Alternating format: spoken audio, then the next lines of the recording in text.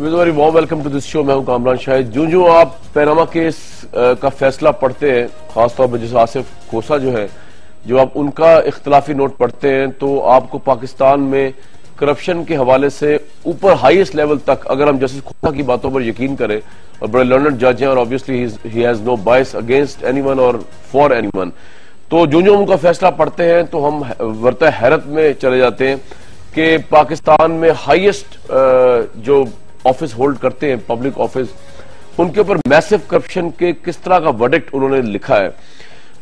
इसकी डिटेल्स जरूर प्रोग्राम के साथ साथ आपको हम डिस्कस करते रहेंगे, और ये अब डॉक्यूमेंट ऑब्वियसली तारीख का हिस्सा बन चुका है। लेकिन मैं हैरान इस बात पे हूं कि जिन लोगों पर, जिन पॉलिटिशियंस के ऊपर पाकिस्तान में करप्शन के बदतरीन इल्जाम लगे, जैसा जरदारी साहब उसमें ऑब्वियसली मौजूद हैं, शायद किसी हाईएस्ट कोर्ट की तरफ से, किसी एक जज की तरफ से ऐसी वर्डिक्ट उनके खिलाफ भी ना आई हो। यानी जो वर्डिक्ट आई है नवाज शरीफ साहब के हवाले से, आसिफ सईद खोसा साहब ने लिखी, जैसे गुलजार साहब ने लिखी, ये शायद जरदारी साहब के भी, जिनका मुतल्लिक मशहूर किया गया 10% से लेके करप्शन किंग एटसेट्रा, शायद उनके मुतल्लिक भी किसी हाईएस्ट कोर्ट ने इस तरह के रिमार्क्स ना लिखे हो जो नवाज शरीफ साहब के मुतालिक लिखे हैं कि सादिर को अमीन नहीं रहे, उनके बच्चे डिपेंडेंट थे, अर्न नहीं कर रहे थे, और जिस वक्त नवाज शरीफ साहब पब्लिक ऑफिस होल्ड करते थे उस वक्त ये एसेट्स जो है खरीदे गए, और ये इलीगल एसेट्स है क्योंकि ये उनकी इनकम से प्राइम मिनिस्टर की जस्टिफाई नहीं करते। ये इस तरह की बातें शायद पाकिस्तान किसी पॉलिटिशियन, फर्स्ट क्लास पॉलिटिशियंस के बारे में ना लिखी गई हो किसी कोर्ट की तरफ से। मैं आपको व्यूअर्स थोड़ा तारीख के पीछे लेना चाहता हूं। शो में किस्मत है, एक जमाना था कि नवाज शरीफ साहब करप्शन के ऊपर इस्तीफे की तारीखें दिया करते थे प्राइम मिनिस्टर को। इस राज इमरान खान दे रहे हैं, अभी आएगा इस्लामाबाद जलसा होगा जुमे को, उसमें भी शायद वो कोई तारीख दे दें प्राइम मिनिस्टर को इस्तीफे की। लेकिन एक जमाना था नवाज शरीफ साहब भी करप्शन के हवाले से जरदारी साहब और बेनजीर भुट्टो की हुकूमत को तारीख दिया करते थे इस्तीफा देने की। तो ये सियासी रविश जो है बड़ी पुरानी है, करप्शन में इस्तीफा मांगना। आज नवाज शरीफ साहब को फेस करना पड़ा इस्तीफा, ये और बात है।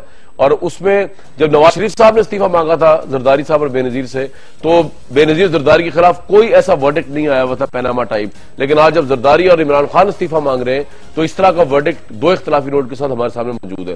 नवाज शरीफ साहब क्या कहते थे करप्शन पे, जरा सुनते हैं। ये तो न जाने कहां से आई है और इसको किसने लाके बैठा दिया है, और आज पूरे पाकिस्तान की तबाही और बर्बादी कर रही है ये औरत। और मैं आपको बता देता हूं, सुन लो मेरी बात। असेंबली में जब हमने बात की तो मैंने कहा तुमने ये बात कही थी बेनजीर भुट्टो कि तुमने हिंदुस्तान की मदद की थी, हिंदुस्तान को टुकड़े टुकड़े होने से बचाने के लिए, और सिखों के खिलाफ तुमने उनकी मदद की थी। कहती हाँ मैंने मदद की थी, और मैंने जो कहा मैंने सच कहा, और मैं आज भी कहती हूं मैंने मदद की थी। मैंने कहा मेरे दोस्तों मुझे बताओ, क्या नवाज शरीफ अब इसके ऊपर खामोश रहे? आपसे येलो कैप छीन ली है, उसने आपसे आपका रोजगार भी छीन लिया है, और उसको मौका मिला तो वो पाकिस्तानी कौम को भूखा मार देगी। हम ये बर्दाश्त नहीं कर सकते। और जो कि बेनजीर भुट्टो और फारूक लगारी 11 सितंबर तक इस्तीफा दे, ये मुतालबा आपका भी मुतालबा है या नहीं है? की सदारत के मनसब पे ऊपर बैठा हुआ है, ये पाकिस्तान का सबसे बड़ा बददियानत इंसान है, और अंग्रेजों के कुत्ते नहलाने वाले लोग हैं, अंग्रेजों के कुत्ते नहलाने वाले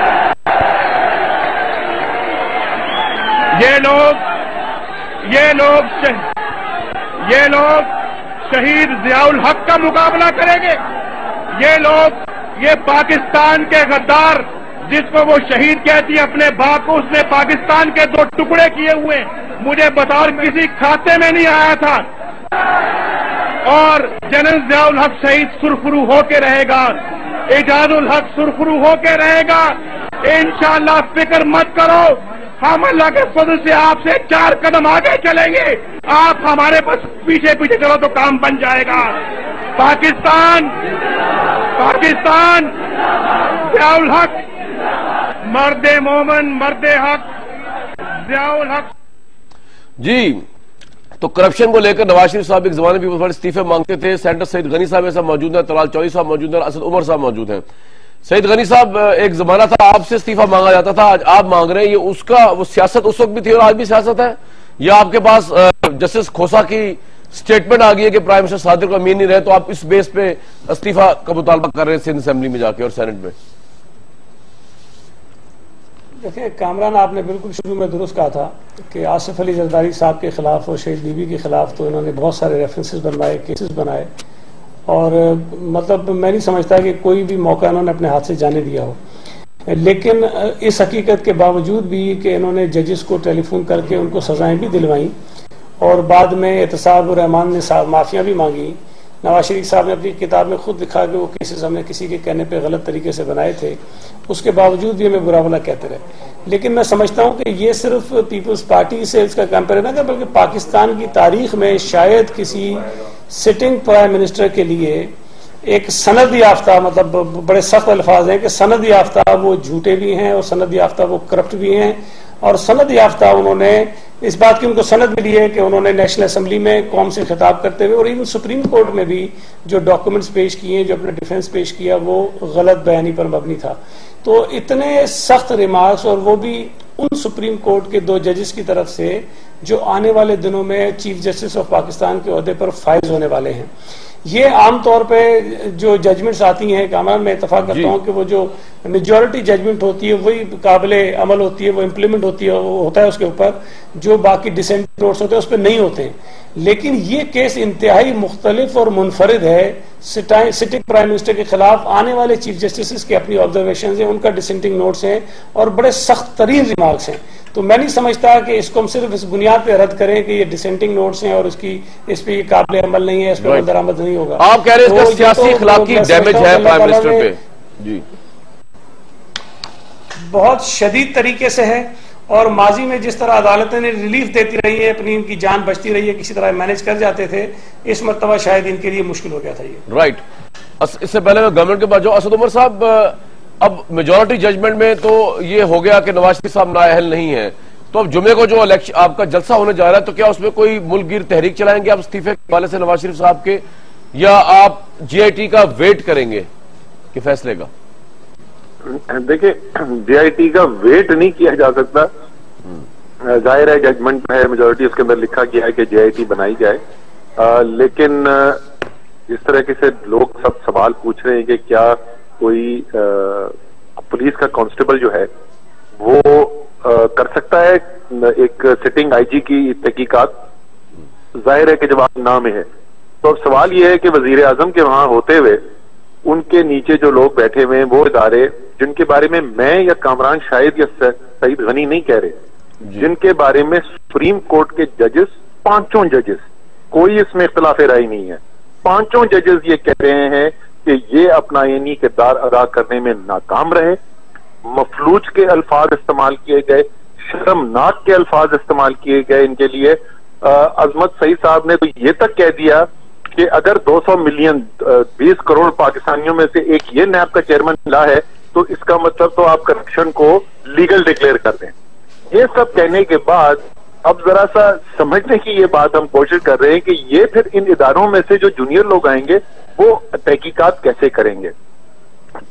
अच्छा। वजीर आजम पाकिस्तान की हम बात करें कामरान, हम किसी एक आम आदमी की नहीं कर रहे, सिर्फ 2 लोगों की जजमेंट की बात नहीं है।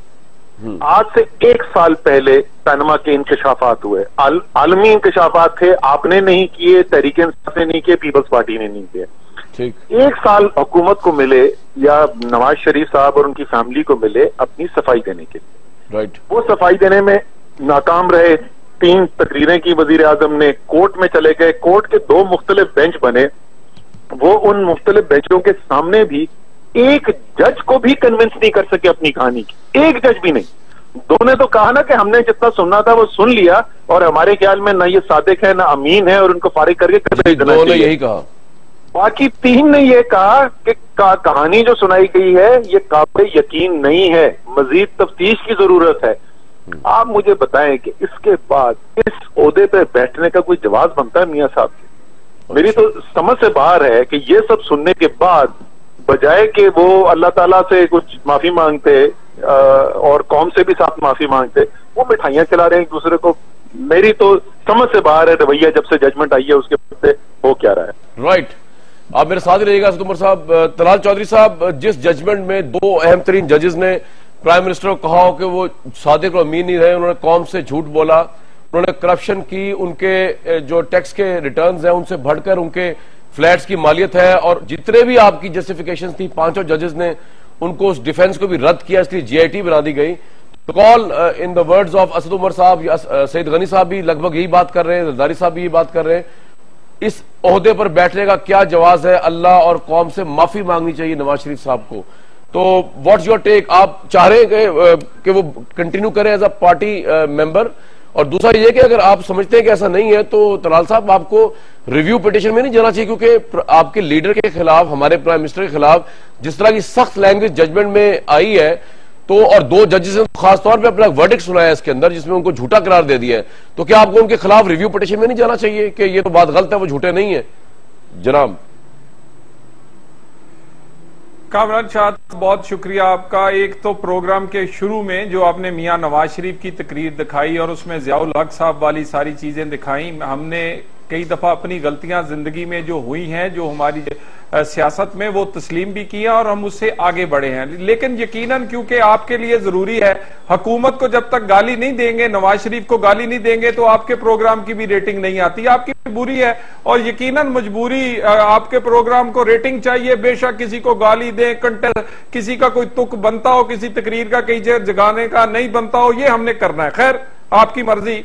बाकी रही बात ये इस्तीफों की और अखलाकियात की, ये अखलाकियात हमें पढ़ा कौन रहा है? कामरान शाहिद साहब, मुझे ये बताइए, वो जो सुप्रीम कोर्ट, वो जो कोर्ट है अमेरिकन कोर्ट, उसका जो डिसीजन है, वो नजायज बच्ची का बाप हमें अखलाकियात पढ़ा रहा है? और कोई खुदा का खौफ करे मेरे भाई, अखलाकियात का जनाजा निकालने वाला अखलाकियात पढ़ा रहा है, और हमसे तो आप इस्तीफा मांग रहे हैं पिछले 4.25 साल से। आपने तो एक दिन नहीं छोड़ा इस्तीफा मांगने का, आपने तो कभी कोई बहाना, कभी कोई बहाना, कभी कोई बहाना। और जो फैसला जिन्होंने पढ़ा है वो जरा जजमेंट को इख्तलाफी नोट और इख्तलाफी नोट को जजमेंट ना बनाएं। इसी फैसले में लिखा है कि तबाही हो जाएगी, बर्बादी होगी अगर कानून पर अमलदारी नहीं होगी। वो जरा अल्फाज अपना वो भी जरा कौम को सुना दे। और ये भी लिखा है कि वो जब ये मार्शल्ला था उस वक्त भी इसी तरह के इल्जामात कोर्ट में ले जाए गए।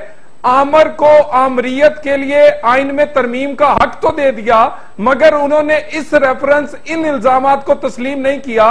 उस वक्त की कोर्ट ने भी, ये भी इसी फैसले में लिखा है। तो मेरे भाई जरा फैसलों को, और फैसला यही हुआ है कि इल्जामात साबित नहीं हुए, जब तक साबित नहीं होंगे तो वो इनोसेंट हैं, जब तक वो इनोसेंट है हमें मैंडेट हासिल है पाकिस्तानी कौम का, हम इधर ही हैं। जी ठीक है, मैं ये कह रहा था, एक तो मैंने ज़ियाउल हक साहब के हवाले से स्पीच नहीं जो है वो चलाई, और ना मेरा ये मुद्दा था, और ना मैंने वो पॉइंट हाईलाइट किया है कि नवाज शरीफ साहब के ज़ियाउल हक से ताल्लुकात कैसे थे। वो उनका माजी था, वो सभी के थे, भुट्टो साहब के, अयूब खान के साथ थे, ये यहाँ पे कोई पॉइंट ही नहीं। मैंने तो ये कहा कि करप्शन के ऊपर एक जमाने में नवाज शरीफ साहब इस्तीफा मांगते थे बेनजीर भुट्टो साहबा से, और आज पीपल्स पार्टी इस्तीफा मांग रही है उनसे। मैंने तो आपको ये बताया, तो मुझे इसमें ना कोई रेटिंग की वजह, ना कोई और वजह, ना कोई ज़ियाउल हक का कोई पॉइंट था। दूसरा जो आप फरमा रहे हैं इल्जामात साबित नहीं हुए, आपका पूरे का पूरा डिफेंस पांचों जजेस ने उठा के बाहर फेंक दिया। अब अगर आप ये भी नहीं मान रहे तो चले फिर, ये आज रात नहीं, ये सब दिन चढ़ा हुआ है, वो आपकी मर्जी, आप जो चाहे कहें। मैंने तो इस बुनियाद पे कहा, और जितने सख्त अल्फाज दो जजेस ने यूज किए हैं, आपको मैं ये पूछा था रिव्यू पिटीशन में नहीं जाना चाहिए इस जजमेंट के खिलाफ, कि आपके प्राइम मिनिस्टर को दो जजेस से लिख के, मेरी यार सुनने ना आप, मेरी तलाल भाई, उसके बाद आप फरमाइएगा। देखिए ये वो अल्फाज हैं जो आज तक जरदारी साहब के मुतालिक, जिनके मुतालिक इतना करप्शन का इमेज है कि मैंने खुद इंटरव्यू लेते हुए उनको 5 साल पहले पूछा कि एक सब्जी वाला भी कहता है 10% जरदारी साहब को देना होता है, ये इमेज है उनके मुतालिक। उनके मुतालिक भी जजेस ने इस तरह के अल्फाज नहीं दिए कि सादिर को अमीन नहीं है, डिस्क्वालीफाई कर दिया जाए, जो पाकिस्तान के 2 जजेस ने दे दिए सुप्रीम कोर्ट के। तो आपको उसको चैलेंज नहीं करना चाहिए इस पिटीशन को, या आप एग्री कर रहे हैं इससे कि जी अगर आगे जाएंगे तो इससे भी सख्त आ जाएगी जजमेंट नवाज साहब के खिलाफ? क्या वजह है, या आप कर रहे हैं रिव्यू पिटीशन? ये मेरा सवाल था आपसे। देखिए एक तो कामरान साहब, एक तरीका ये है कि आप कहें कि गिलास आधा खाली है, और दूसरा तरीका इस फैसले को पढ़ने का यह है कि जो भी सबूत दिए गए वो सबूत नाकाफी थे प्राइम मिनिस्टर की नाअहल करवाने के लिए, प्राइम मिनिस्टर पर करप्शन, प्राइम मिनिस्टर पर टैक्स चोरी, मिस डिक्लेरेशन ऑफ एसेट को साबित करने के लिए। अगर वो सबूत काफी होते तो ये सब कुछ हो जाता। सबूत नाकाफी होने की वजह से जेआईटी बनाई गई है ताकि अगर कोई गैप है तो वो फिल हो जाए। ये दूसरा तरीका है। अब आप कहेंगे नहीं जी हमारा डिफेंस, सर मैं उसकी बात नहीं कर रहा, मैं उन दो जजेस की बात कर रहा हूं। लेकिन चले मैं आगे तो असद उमर और सईद गनी साहब की तरफ। ठीक है, आपका पॉइंट यहां तक आ गया। असद उमर साहब, इखलाकियात का दर्स अगर आप देंगे तो वो आपको लॉस एंजलिस केस रेफर करेंगे। कल आसमा जहांगीर साहबा यहाँ मेरे प्रोग्राम में थी, वो कह रही थी 62-63 पे ना कोई पीपल्स पार्टी वाला उतरता, ना तहरीक इंसाफ वाला, कोई भी नहीं उतरता, तो नवाज शरीफ साहब क्यों टांगा जा रहा है? तो what's your take Asad Umar साहब, and then I will go to centre Ghani as well. ये सवाल जो है जी सुप्रीम कोर्ट के अंदर भी उठाया जा चुका है। अगर 62-63 पे कोई वो लोग जो इस वक्त 342 लोग बैठे हुए असेंबली के अंदर वो पूरे नहीं उतरते, तो 342 को घर भेज देना चाहिए। ये कौम के पास क्या जवाब है कि आपकी 20 करोड़ आवाम ये देख रही है, जहां एक एमएनए अपना जवाब ये पेश करता है कि हूं तो मैं चोर, डाका तो मैंने डाला है, दौलत तो आपकी चुराई है, हूं तो मैं 2 नंबरी, लेकिन यार मेरे साथ बाकी जो बैठे हुए ये भी 2 नंबरी हैं यार। वो 20 करोड़ आवाम आपकी 2 नंबरी क्यों बर्दाश्त करे? वो आपकी चोरी और डाका क्यों बर्दाश्त करे? वो आपके पेट से पैसा क्यों ना निकाले जो हराम का आपने खाया है?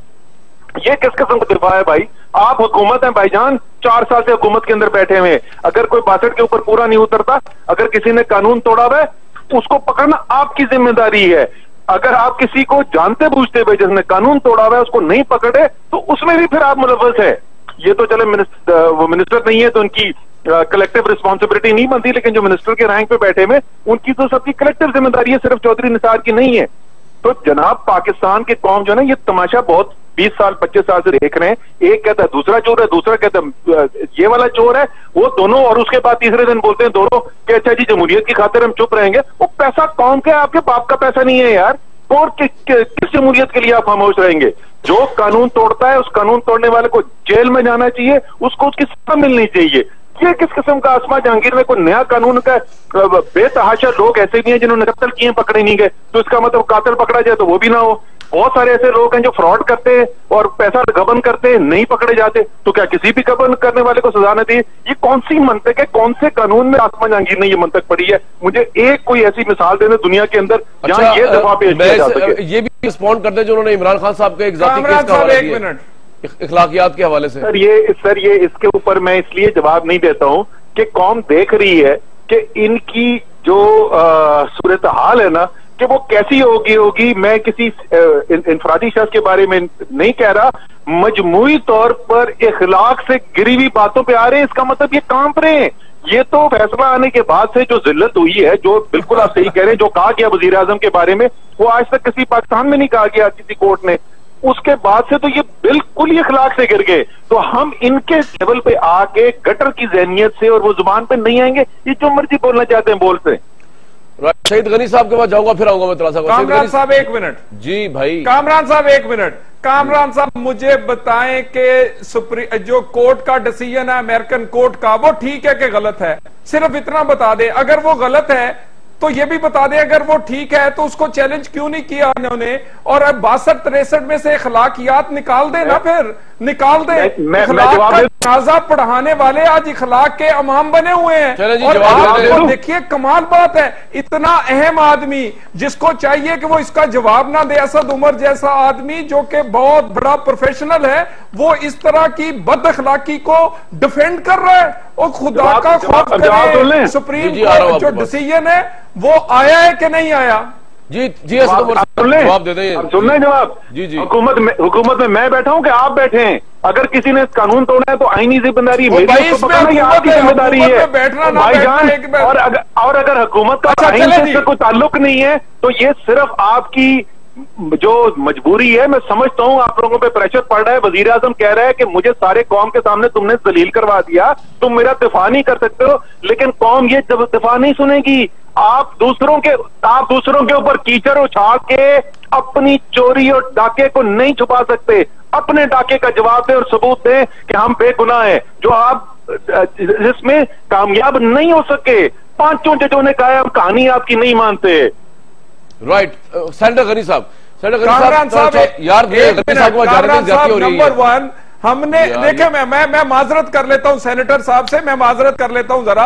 कामरान साहब, मैं रेफरेंस मैंने फाइल किया इमरान खान के खिलाफ। इमरान खान ने जो डिफेंस लिया उसमें उसने कहा मैंने चोरी की है।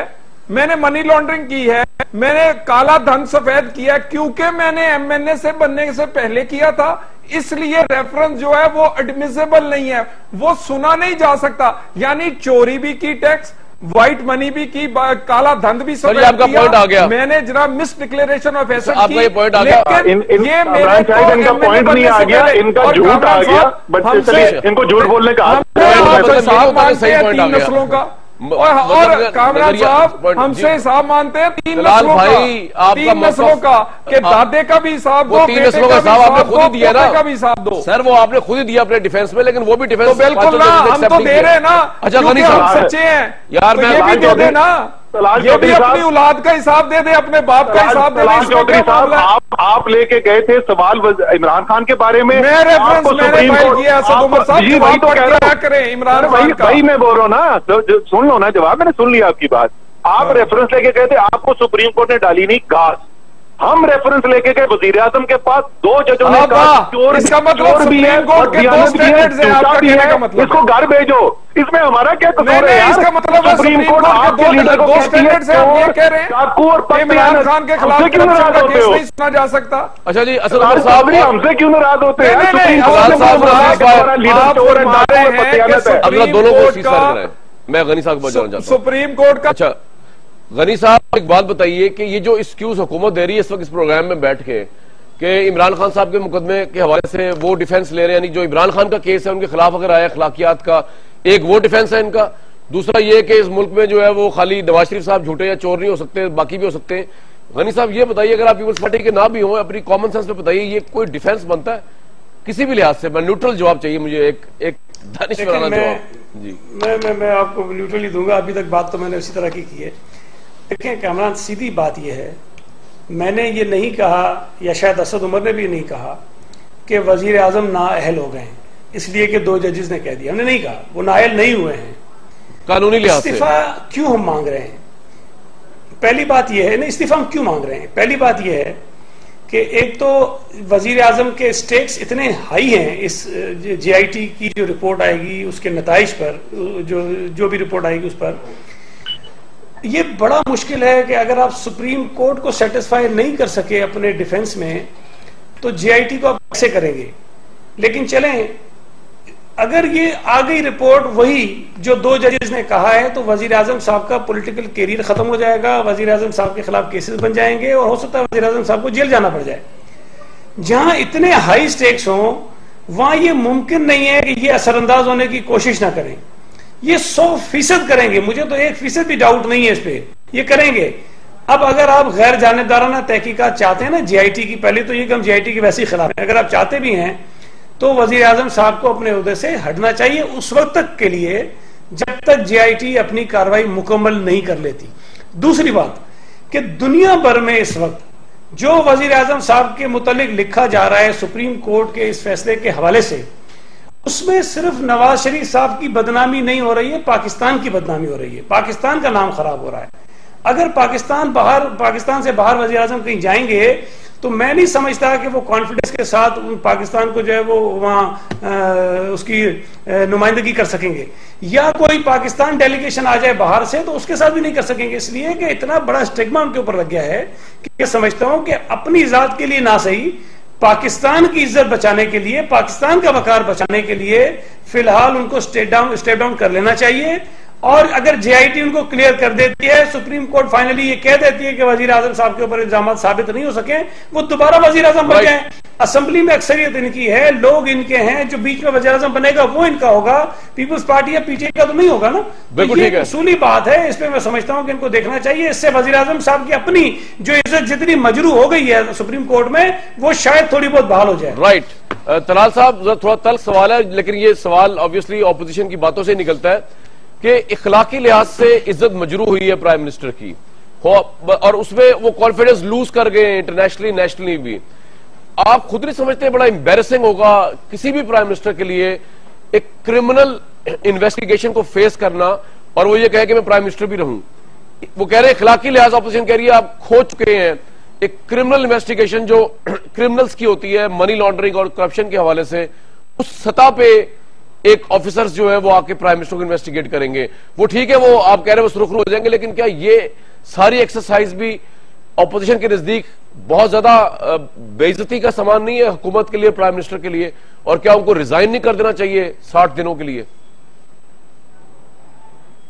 देखिए कामरान साहब, एक तो ये ख्वाहिश जो है ना, ये पहले उस वक्त भी की गई थी, आपको याद होगा जब धांधली का मामला था कि 1 महीने के लिए उतर जाएं, फिर बाद में तरले मिन्नतों पे हमारे आ गए थे कि चले हफ्ते के लिए ही उतर जाएं, क्योंकि ये इनकी अना का मसला है ना।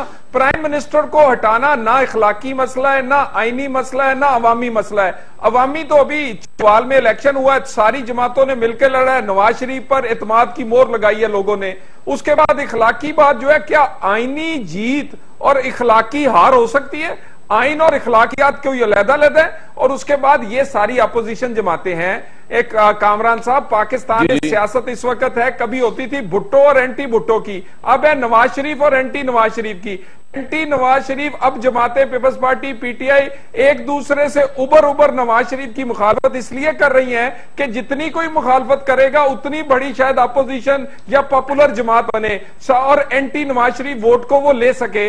तो ये तो 2018 के इलेक्शन की तैयारी शुरू है और ये चाहते हैं कि पीएमएल एन में से एन किसी तरह हटाया जाए। ये सारे धरने में कई लोग चाहते थे, कई उससे पहले चाहते थे इलेक्शन ही नहीं ये लड़ सकेंगे, कई ने डोगर कोर्ट से हमें डिस्क्वालीफाई करवाया था। तो ये तो पुरानी सारी साजिशें नवाज शरीफ साहब के खिलाफ हो रही है। पता है कि नवाज शरीफ के होते हुए ये जीत नहीं सकते। राइट, असद उमर साहब मेरे साथ हैं?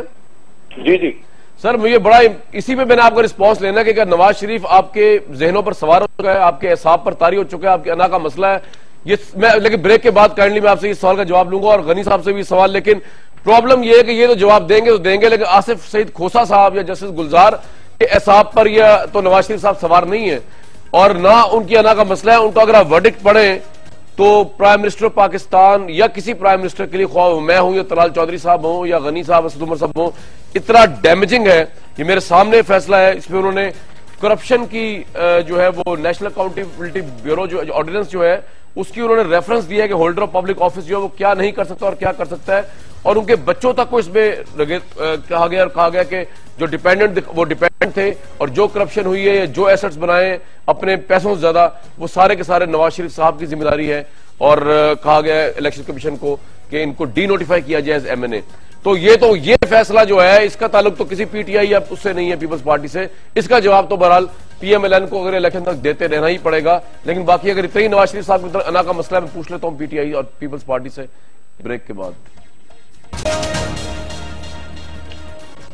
Viewers, very warm welcome back to the show. Asad Umar sahab, एक अना है जिसका मसला आपने बनाया हुआ है, नवाज शरीफ साहब ईगो का प्रॉब्लम है, आपकी नर्व्स पे सवार है। मरियम नवाज भी इस सिलसिले की कड़ी थी और आपने उनको केस में लाया भी, लेकिन एक बात सही साबित हुई कि उनका नाम नहीं आया पैनामा में और उनको क्लीन चिट तो मिली है, आप एडमिट करें या ना करें। लेकिन नवाज शरीफ आपकी ईगो का मसला है और कोई मसला नहीं।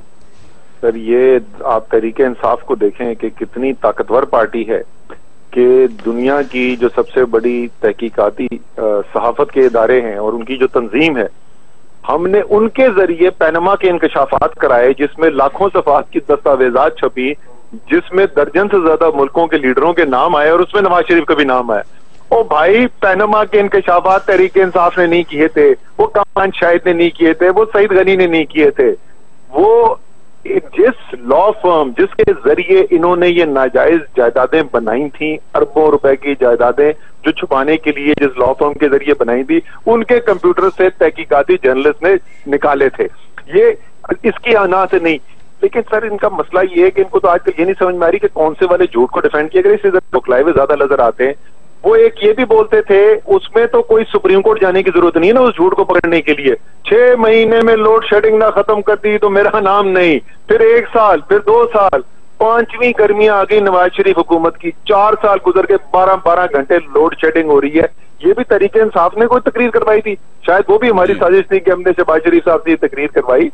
तो और जैसे आपने कहा कि सुप्रीम कोर्ट के जजेस ये कह रहे हैं आपके बारे में, ये हम नहीं कह रहे, ये कोई सहाफी नहीं कह रहा, ये सुप्रीम कोर्ट के जजेस वर्डिक्ट के अंदर कह रहे हैं। और बाय द वे जो उन्होंने कहा है वो बिल्कुल ठीक कोट कर रहे थे, लेकिन वो कॉन्टेक्स्ट गलत कोट कर रहे थे। तलाल चौधरी कह रहे थे कि बहुत तबाही होगी अगर कानून यही कह रहे हैं, वो कह रहे हैं खुदा का वास्ता कानून का जनाजा निकाला जा रहा है। अगर हमने ये रविश ठीक ना की तो पाकिस्तान खतरनाक रास्ते पे चल रहा है और हमें कानून की हुक्मरानी नाफिज करनी पड़ेगी। ये कह रहे हैं वो जजेस जिनको इन्होंने पता नहीं कैसे अपने हाथ के अंदर बना दिया। तलाल साहब ने कोई कागज उठा लेंगे, लग रहा है वर्डिक्ट में से कुछ चीज निकाली। जी Talal sahab, you have right to respond, कुछ कहना चाह रहे हैं आप?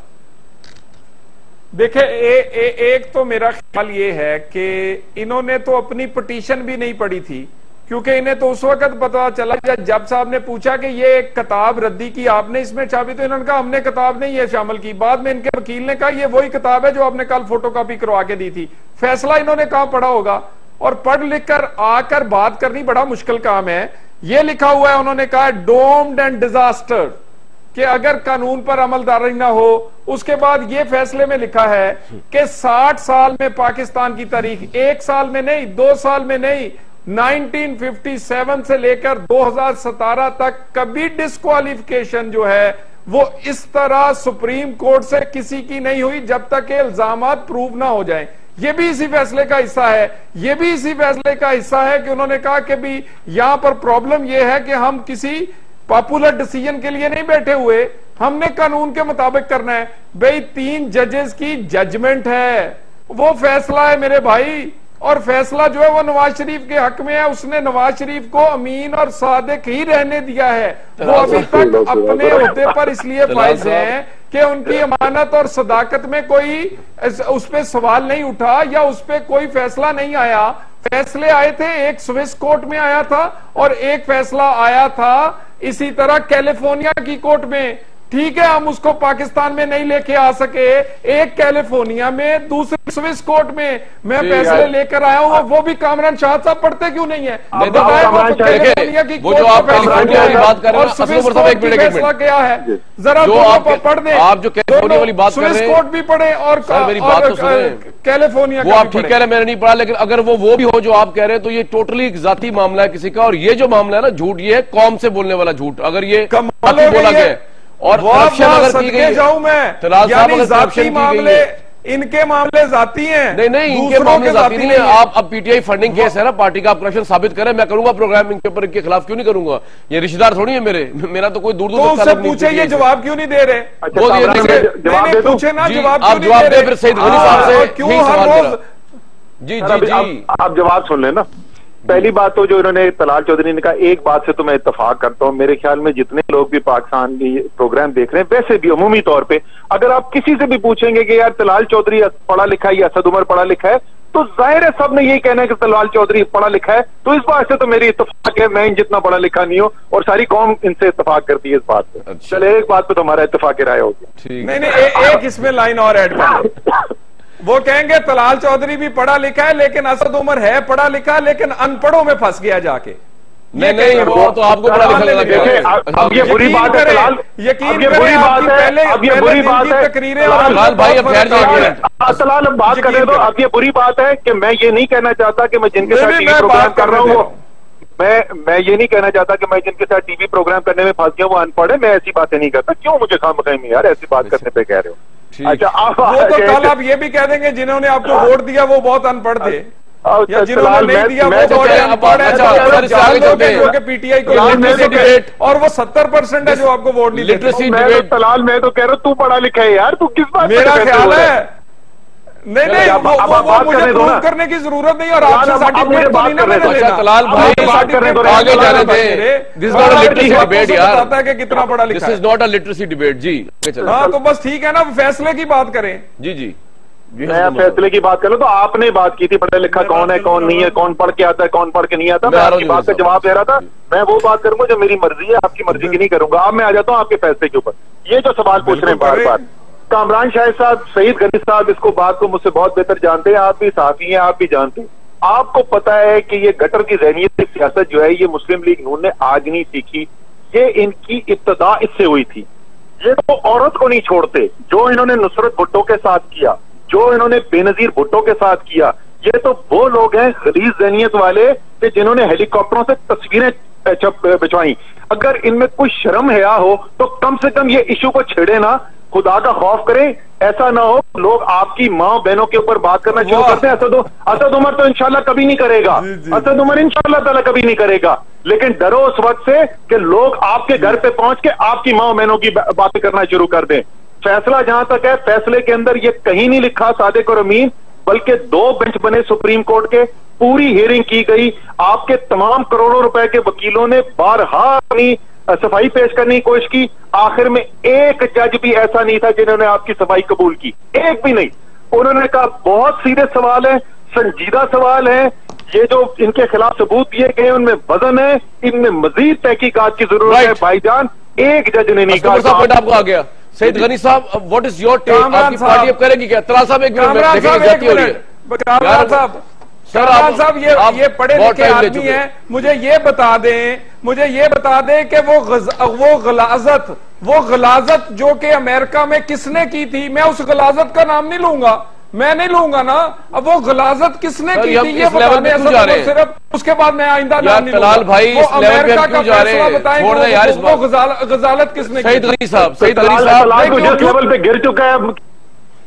सईद गनी साहब, आपकी पार्टी कोई तहरीक तो नहीं चला रही इस मुद्दे को लेके? इतने हद तक तो नहीं जा रहे आप? मैं एक सिर्फ थोड़ी सी तलाल साहब की उनको जरा बता दूं कि शायद याद नहीं है चीजें। स्विस केस का उन्होंने हवाला दिया, तो जो SGS कोटेक्ना का केस है वो पाकिस्तान की अदालतों में भी चला था, और ये वही केस है जिसमें इन्होंने खून करवा के आसिफ जरदारी साहब और बेनजीर भुट्टो साहब को सजाएं दिलवाई थी, और बाद में ये वही केस है जो सुप्रीम कोर्ट से दोबारा रिमांड बैक हुआ और यहाँ चला और यहाँ गलत साबित हुआ। स्विट्जरलैंड में भी सिर्फ एक मजिस्ट्रेट ने सजा जरूर दी थी, लेकिन बाद में आगे जाकर वो सस्पेंड हो गई थी सजा। तो ये जरा से अपने फैक्ट्स करेक्ट कर लें। दूसरी गुजारिश ये है कि जो ये बता रहे हैं ना, वो पढ़ रहे हैं कि जी जजेस ने कहा कि पता नहीं किसी को सजा नहीं हुई और ऐसा हो जाएगा, किसी को डिस्क्वालिफिकेशन नहीं हुई। तो मेरे भाई, उन्होंने प्रोसीजर को कहा है, उन्होंने सिर्फ ये कहा कि जी हम तहकीक के बगैर ये नहीं करेंगे, लेकिन इसकी तहकीक के लिए GIT बना दी उन्होंने। आपका जो डिफेंस था उससे वो सेटिस्फाइड नहीं है। आपने जो कुछ वहां कहा, उन्होंने कहा कि ये बातें दुरुस्त नहीं है, जो लगती नहीं है कि ये बातें ठीक है, लेकिन उन्होंने एक मौका दिया ताकि कल को कोई ये ना कहे कि जी सुप्रीम कोर्ट ने इनको बगैर मतलब कानून को फॉलो किए बगैर इनको डिस्क्वालीफाई कर दिया। अल्टीमेटली मुझे लगता है कि डिस्क्वालीफाई हो जाएंगे। बाकी जहां तक आपने जो तहरीक की बात की है, पीपल्स पार्टी प्रोटेस्ट में है और मुल्क के 1-2 शहरों में रोजाना हमारा या जलसा हो रहा है या कल भी कराची में है, परसों लाहौर में है, मर्दान में भी हुआ, आज मुल्तान में भी हुआ। ये सिलसिला चलता रहेगा और ये इसमें और ज्यादा तेजी आएगी। गनी साहब, बड़ी आपने टू द पॉइंट और बड़ी मुद्दल गुफ्तगू की। व्यूअर्स एक ब्रेक लेंगे और वापस आते हैं ब्रेक के बाद।